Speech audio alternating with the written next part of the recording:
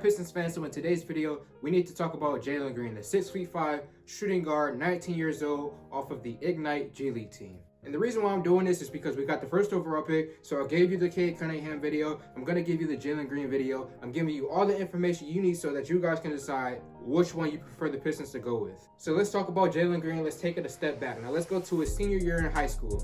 Now his senior year, he ended up going to this school called Prolific Prep, and you guys can actually look it up on YouTube. They have a full documentary on the full season that he had at Prolific Prep, and this is when I became a huge Jalen Green fan. The highlights, you guys should be seeing the highlights on the screen right now.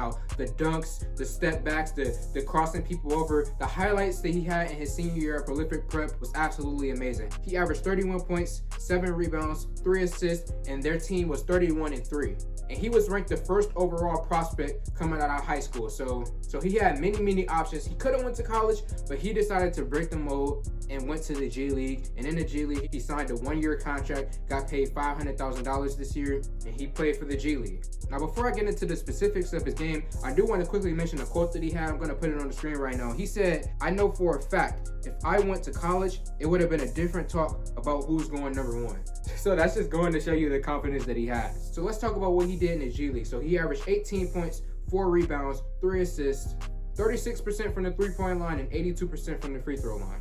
So those were the numbers. Now let's get into the things that I love about his game.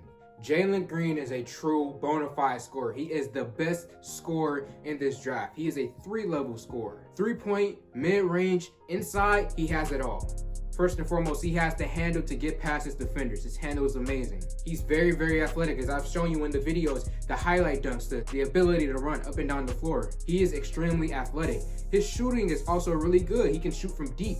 And something that doesn't get talked about a lot because of his highlights is his playmaking ability. He's actually not that bad in terms of playmaking. He's actually pretty decent. And speaking on his playmaking, I'm going to show you guys a play here. It's going to be a play where he gets the ball in the corner, he drives to the hole, play the clip.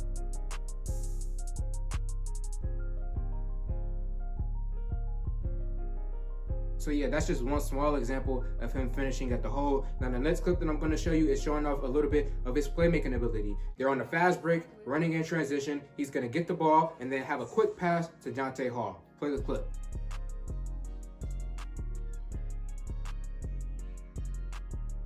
So yeah, guys, I just showed you guys that clip just so that you know he is not that bad when it comes to playmaking. He's very underrated there. Now, the final clip that I will show you is basically summing up his entire game. It's going to be a play where he's one-on-one, dribbles the ball, shakes off his defender, hits the 3. This play perfectly describes what Jalen Green can do.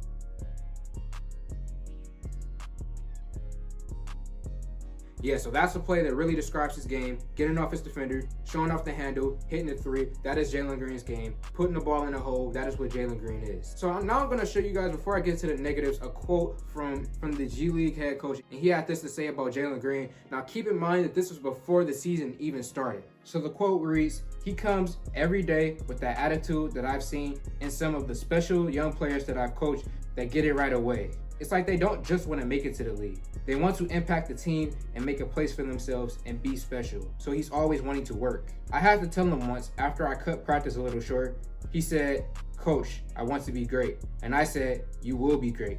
You keep that attitude, but you also have to let your body rest sometimes and recover." He has that NBA bounce. He has that it factor that when you see it, you say, okay, I'm keeping an eye on this guy because he has a chance to be really special. So yeah, that was his G League coach giving a quote there, praising Jalen Green. That was some good stuff to hear. Now in this portion of the video, we're going to be talking about the negatives. So the negatives with Jalen Green is that he is a streaky shooter. If you look at his worst G League games where he scored the fewest amount of points, what happened in those games? His shot was not going down. And when his shot doesn't go down, Jalen Green doesn't really add you much because he's not someone who's going crazy on defense. And on offense, yes, I say he's a decent playmaker, but he's no Cade Cunningham when it comes to playmaking. So if Jalen Green isn't putting the ball in the hole, he doesn't really add much value to you. And when you look at his worst games, it was when his shot was off. So he is one of those guys who will be a streaky shooter. He's one of those guys who sometimes will be trigger happy, feeling it too much, and just throw the ball up there. I feel like that's a big negative, and he needs to work on that in the NBA. Another thing that I feel like is a negative about him is that he does not make the players around him better. Jalen Green, he plays this thing that I call a hero ball, and it's not necessarily a bad thing. It's just, hero ball is basically when you give one player the ball and let them do anything that they want. We seen it with Blake Griffin on the Detroit Pistons. We saw Harden do it on the Houston Rockets. Hero ball is not something I'm really a big fan of.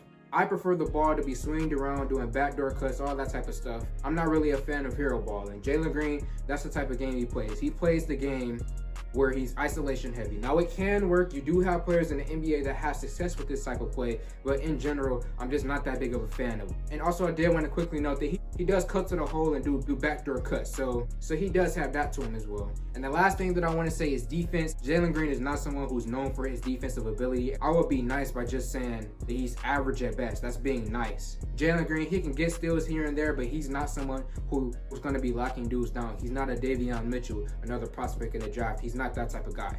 So man, I've given you guys all the information that you need. You can decide if you want Cade Cunningham. You can decide if you want Jalen Green. You can decide if you want to trade the pick. All I know is that I gave you guys the information, and I'm curious to hear what y'all say in the comment section below about Jalen Green and if you want him over Cade Cunningham.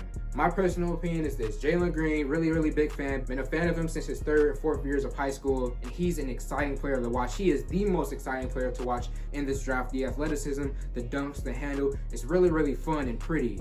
But I feel like Jalen Green, he's the type of player who you're excited to watch, but he's not necessarily the guy who's going to get your team the wins that they need. If we would have failed the 2, I would have been happy with it. Heck, if we ended up picking Jalen Green at number 1, I won't be mad at it because, as I mentioned in this video, the man can score the ball. But in terms of picking number 1, if it was up to me, I'm going Cade Cunningham. I just feel like he's more of a solid overall player than Jalen Green is. No disrespect to Jalen Green. He's an amazing scorer, the best scorer in this draft. It's just that if I was picking, I would go with Cade Cunningham. And I assume from everything that I've heard from Troy Weaver and Dwayne Casey that they're also going to end up going with Cade Cunningham at number 1. So I've said all the things that I needed to say. Let me know what y'all feel in the comment section below. Like this video, comment on this video, share this video. Thank y'all for 1K, and I'm out.